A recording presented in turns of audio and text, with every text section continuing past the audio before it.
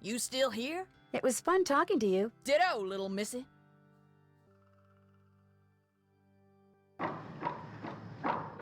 There we go.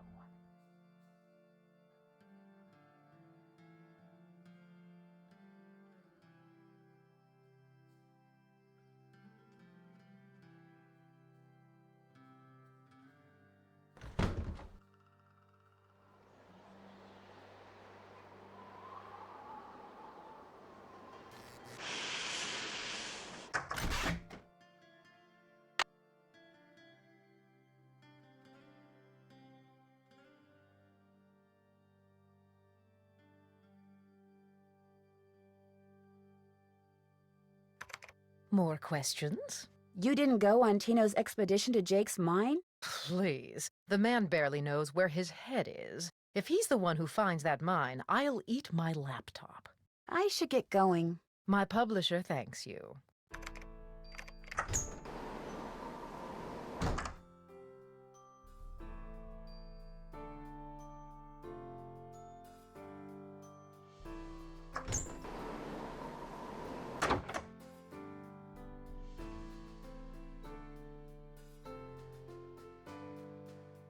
It's locked.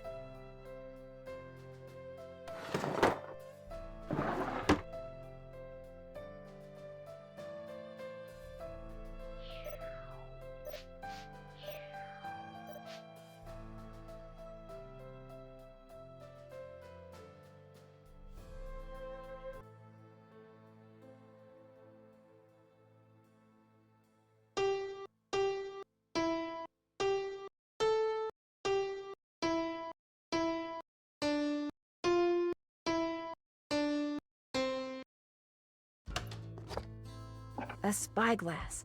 I'll bet it's the one I need for Jake's projector.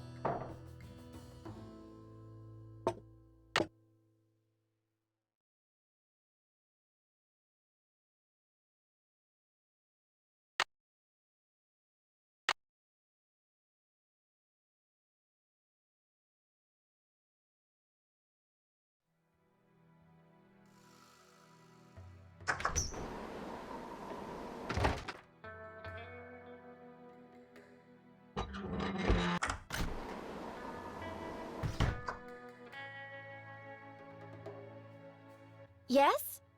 I hear Tino took you and John on a trek to Jake's mine. Jake's mine, my eye. We went tramping through the snow, lugging all this equipment John insisted on bringing, and where do we end up? At this teeny tiny, half-rotten, tumble-down outhouse.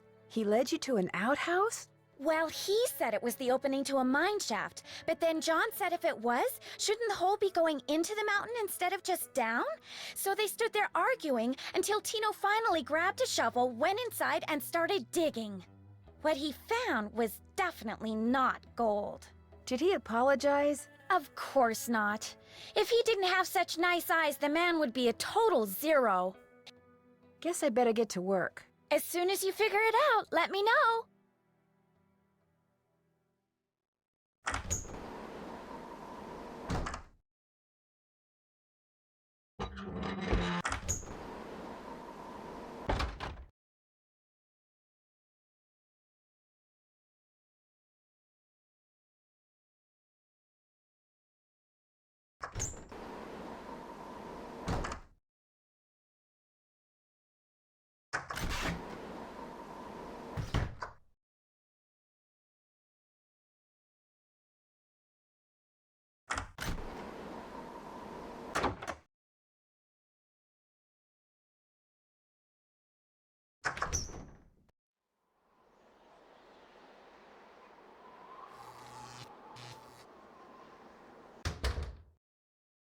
Welcome back. Great talking to you. Be right here if you got any questions.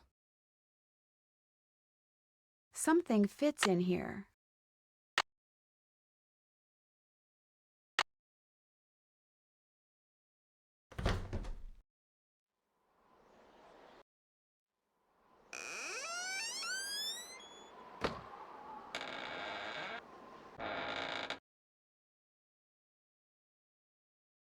PB.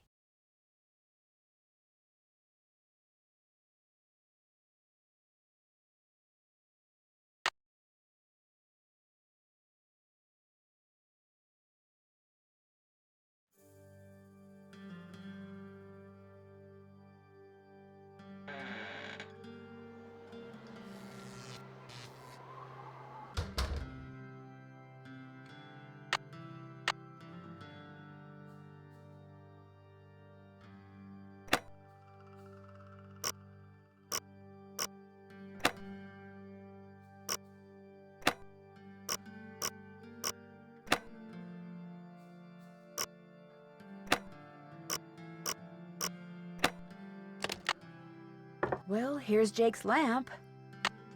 Another slug. Could come in handy. But where's his pickaxe? Welcome back. Have you by any chance ever come across a pickaxe that had the initials JH carved into it? Why? Because it used to belong to Jake Hurley, and I really, really need it. I thought it would be in that old trunk, but it wasn't. You got that trunk open? Wait till I tell Cousin Alvin. He thinks he's so smart. As for that pickaxe, so happens I got it upstairs in my kitchen. Use it to open the coconuts Aunt Lucy sends me every year from Hawaii. Do you think I could have it? Why, no, you can't have it. How would I open them coconuts? But your great-great-uncle, do you really think Buell would approve of you using something that belonged to some poor miner to open coconuts? Oh, okay. I'll let you have the pickaxe. After you do something for me. Sure. I got a bunch of taffy over there what needs sorting. Just follow the directions that are posted by the machine. Them belts get moving pretty fast, so you gotta keep your wits about you. While you're doing that, I'll fetch that pickaxe. You got a deal.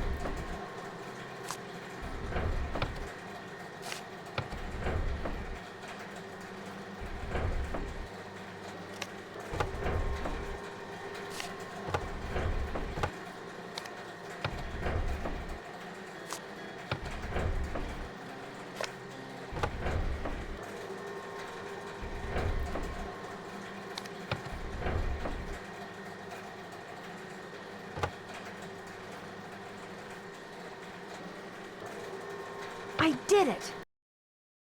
Wax paper for the taffy. Would you mind if I took a piece of wax paper? Guess I could let you have a piece.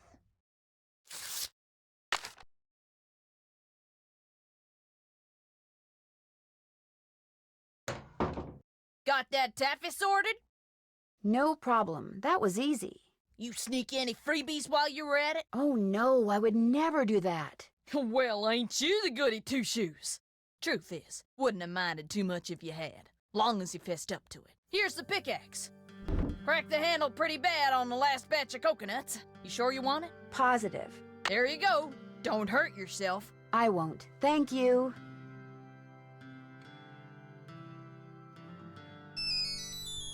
Hello? Hey, it's Frank. I'm in the kitchen of the diner playing short order cook. Has that grandchild of Jake's engineer showed up yet? Just came in with this lady who's even older than he is. And get this, He's a retired miner, so every time I finish an order and ring the pickup bell, he thinks it's the mine shaft elevator bell, and for some reason it makes him start telling his lady friend about his grandfather. You mean you ring the bell and he starts talking about James Thurston? Exactly. Of course, 5 seconds later, he's rambling on about something totally unrelated, but I just fill an order, ring the bell, and ding, he picks up right where he left off. That is, unless I fill the order wrong and the waitress chews me out. She's got a voice like a chainsaw. Very distracting. Sounds like you better keep your ears open and your nose to the grindstone. I am. Just wanted to keep you posted. Well, good luck. Thanks. Talk to you soon.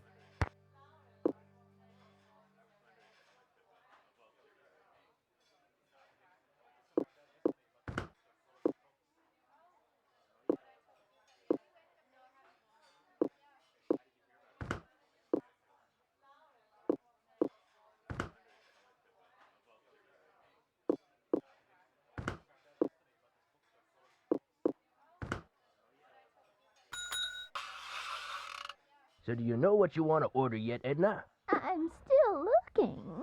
Did I tell you that my granddaddy was the engineer on a private train owned by one of the richest men that ever passed through Copper Gorge?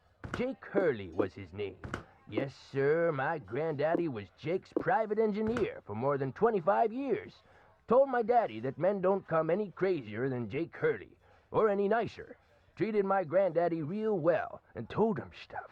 Real important stuff. Stuff he made my granddaddy swear to never ever forget. Stuff that my granddaddy told my daddy, and that my daddy told me.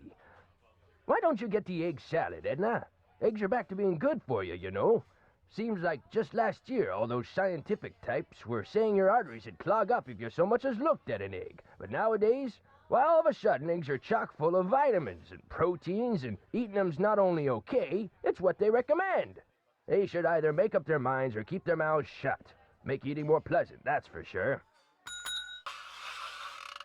Yes, sir, Jake Hurley told my granddaddy things he never told another living soul. Not even his wife. I tell you about her, Edna? I don't think so. Camille was her name. Camille Boulet. That's French, you know. Of course, she died so young that poor Jake didn't have time to tell her anything. According to my granddaddy, one summer day she had a dizzy spell and fell and hit her head. She didn't take well to the heat, see? And sometimes in the summer, when they were going through the desert, why, that train'd be just like an oven. Anyway, Granddad said she got right up afterwards and seemed okay. But a couple hours later, Jake found her in her room, dead as a doornail. Now there's another expression that kinda makes you wonder. Dead as a doornail. How can something be dead if it was never alive to begin with? And why a doornail? Why not something else that begins with a D? Like dish rag or dust mop. Dead as a dust mop. That's kinda got a ring to it, don't you think? The way my granddaddy died, that was kind of strange too. I ever tell you how my granddaddy died? No, I don't think you did. My daddy, he came home from school one day to find a railroad official telling his mom that Granddad been found dead in Blue Moon Canyon, Nevada.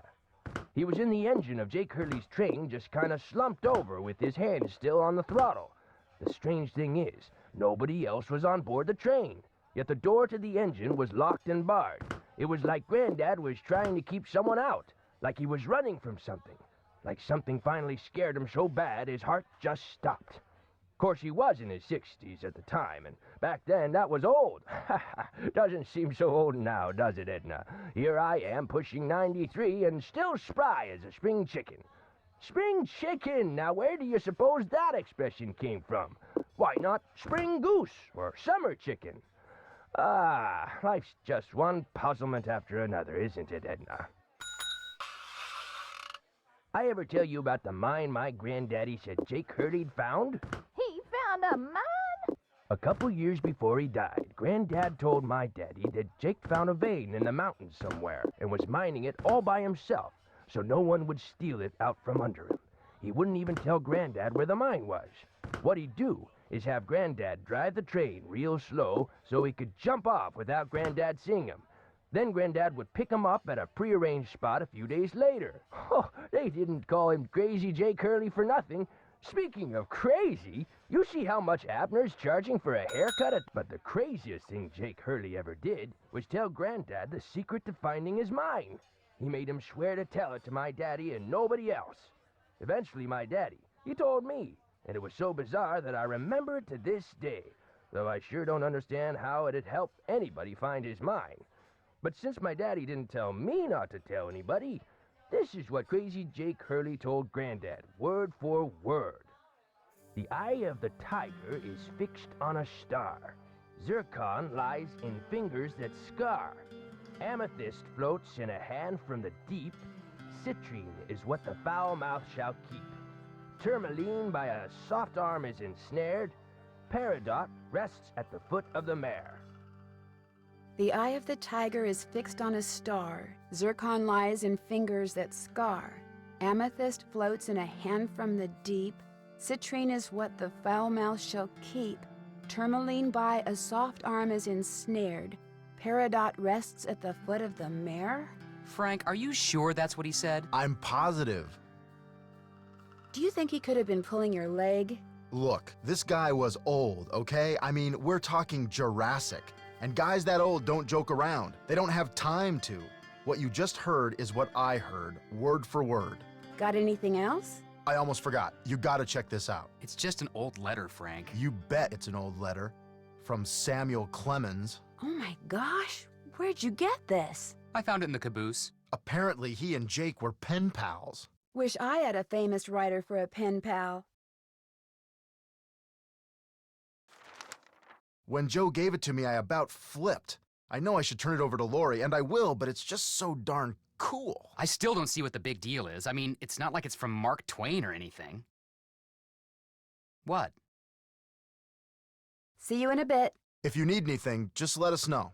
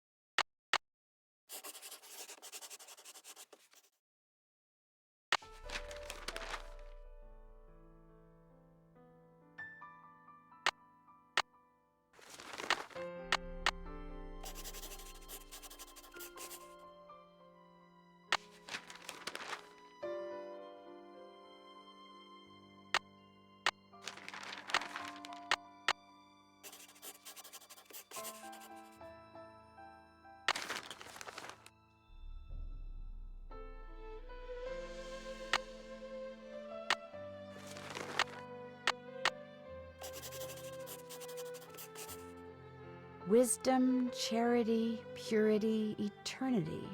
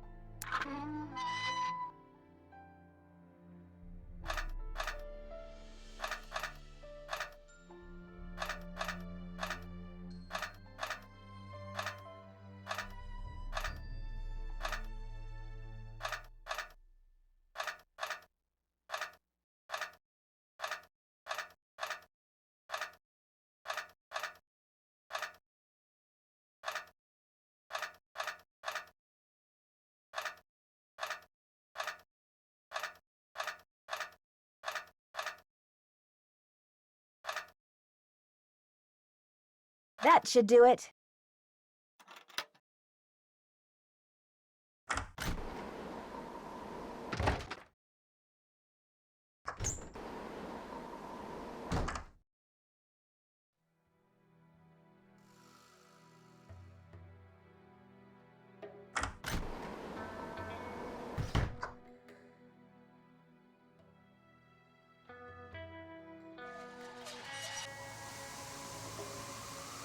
Uh-oh, that doesn't look good.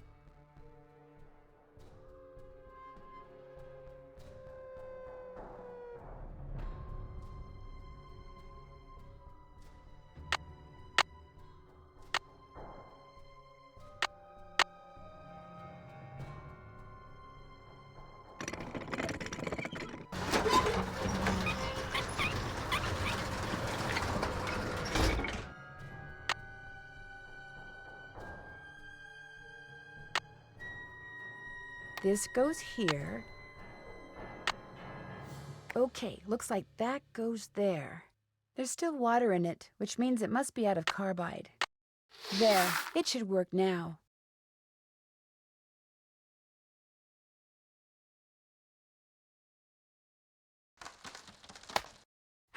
Oh no! What I need is some duct tape.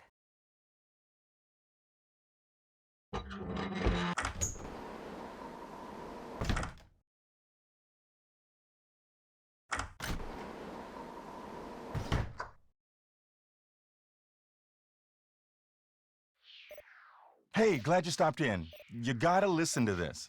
What have you got?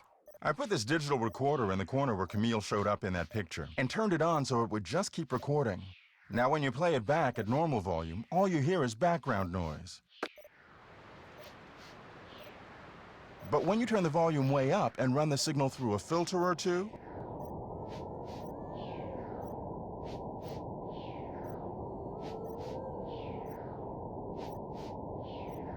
hear that? I hear something. It kind of sounds like a woman singing. Not just any woman. Camille. So be careful what you say in here. She's listening. I hear Tino took you and Lori for a little hike today. Don't remind me.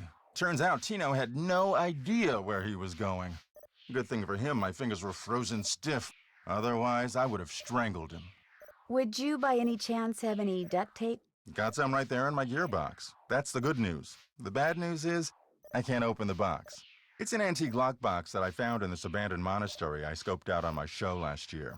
You can open it with either the key, which I just discovered I forgot to bring with me, or the combination, which you're supposed to be able to figure out just by looking at the box. Fortunately, I didn't put anything critical in there. I've never tried to open it without the key, but if you want that duct tape, go ahead and give it a shot. Thanks, I think I will. If you get it open, the duct tape's all yours. I bet the animals should start from the left shore.